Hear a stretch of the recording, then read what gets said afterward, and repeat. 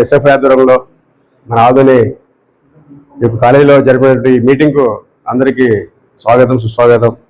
ఇది చేసినటువంటి ప్రజా సంఘాలు, వివిధ రాజకీయ పార్టీలు, కుల సంఘాలు, విద్యార్థి సంఘాలు, ఉపాధ్యాయ సంఘాలు అందరికీ ఉద్యమ అభినందనాలు. ముఖ్యంగా మరి ఈ యొక్క ఎస్ఎఫ్ఐ చేసిన పోరాటం చాలా ముచ్చట గొలిపే విధంగా ఉంది. చాలా అద్భుతంగా పోరాటం చేస్తున్నారు. మరి సీను బృందానికి నేను అభినందనలు తెలియజేస్తున్నాను. ఎందుకంటే ఆ అబ్బాయి కేసు పెట్టిన తర్వాత మళ్ళీ ప్రెస్ మీట్ పెట్టి ఆ మాట్లాడిన తీరు చాలా అద్భుతం సార్. ఇలాంటి యువత మన ఆధునిక ఇప్పుడు కావాలి. మరి ఇలాంటి యువత మన ఇలాంటి సంఘాలు చూస్తుంటే ఆధునిక భవిష్యత్తు భద్రంగా ఉందని నేను నమ్ముతున్నాను సార్. ఎందుకంటే పోరాడే వాళ్ళు లేకపోతే, ఎదిరించే వాళ్ళు లేకపోతే బెదిరించే వాళ్ళది రాజ్యం అవుతుంది. కాబట్టి మనం చేతనైనంత ప్రశ్నించాలి, ఫైట్ చేయాలి. అది ఎంత అవుతుంది సెకండరీ. అసలు అడగకపోతే ఏమవుతుందంటే మొత్తం ఇంకా కన్ని కొరిగి వెళ్ళిపోతారు అన్నమాట. సో అది థీమ్ సార్. రెండో విషయం వచ్చేసి మెడికల్ కాలేజ్ పరంగా చూసుకుంటే జిల్లా సమితి తరఫున ఎంహెచ్పిఎస్ పూర్తి మద్దతు తెలియజేస్తున్నాము. ఎందుకంటే ఈరోజు మెడికల్ కాలేజ్ అనేది కేవలం ఒక కాలేజ్ 100 మంది 200 చదివే కాలేజ్ కాదు సార్. 100 మంది డాక్టర్స్ వస్తారు మనకి. మన 100 పల్లెలకి వాళ్ళు భరోసాగా ఉంటారు. ఈరోజు మెడికల్ అయితే ప్రైవేట్ అయితే ఏమవుతుందంటే ప్రతిదీ డబ్బుతో కొనాల్సిన అవసరం ఉంటుంది.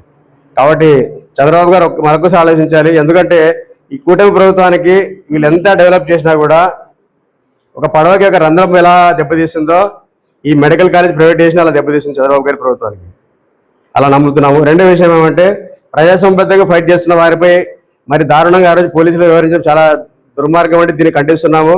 వారికి చట్టపరంగా మరి ముందుకు వస్తామని ఎస్డీపీ వకీలు చెప్పడం చాలా సంతోషం. అదేవిధంగా మా తరఫున కూడా ఎంహెచ్పిఎస్ తరఫున కావచ్చు, ఆదోని జిల్లా సమితి వివిధ సంఘాల తరఫున వాళ్ళకి మద్దతు తెలుపుతున్నాము. బ్రదర్, మీకు సిపిఎం అనే గొప్ప ఆర్గనైజేషన్ ఉంది, కానీ మేము కూడా ఉన్నాము, మీకు భరోసా ఇస్తున్నాము. ఇక చివరి విషయం వచ్చేసి మరి ఆదోని మనము డాక్టర్ని ఎమ్మెల్యేగా ఎన్నుకున్నాం. ఈ డాక్టర్ అయినా కనీసము అసెంబ్లీలో మన మెడికల్ కాలేజీని కాపాడతారంటే ఈ డాక్టర్ కూడా మన ఆదోని ఒక పేషెంట్గా మార్చేశాడు. ఈయన పోయి ఆడపోయి అసెంబ్లీలో నన్ను చూడని అందం చూడని బిల్డప్ ఇచ్చి సరిపోయింది తప్ప ఆడపోయి కనీసం మా అయ్యా మేము వెనకబడిన ప్రాంతము, మాకు జిల్లా లేడీస్ కనీసం మెడికల్ కాలేజ్ ఇవ్వాలని ఒక చెప్పే ధైర్యం కూడా ఈ యొక్క ఎమ్మెల్యేకి లేకపోవడం చాలా సిగ్గుచాడు.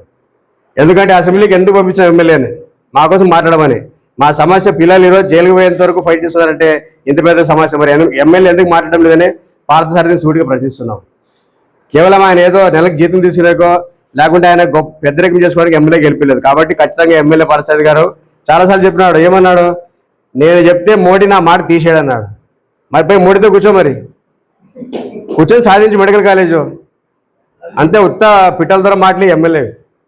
కాబట్టి ఏదైనా సరే మనం ఈరోజు అన్ని పార్టీలు కలిసినాము. ఖచ్చితంగా ఇది శుభపరిణామము. రాబోయే రోజుల్లో ఖచ్చితంగా మెడికల్ కాలేజీని కాపాడుకుందాము. దీనికి ప్రజాసంబద్ధంగా జరిగే ప్రతి పోరాటానికి ఎంహెచ్పిఎస్ తరఫున కావచ్చు, ఆదోని జిల్లా సమితి తరఫున పూర్తి సహకారం అందిస్తామని తెలియజేస్తూ మీరు మరింత తగ్గొద్దు బ్రదర్ సీను. ఖచ్చితంగా అలాగే ముందుకు పోండి. పోరాడితే పోయేది బానిస సంఖ్యలు తప్ప ఖచ్చితంగా సాధిద్దాం. Thank you very much.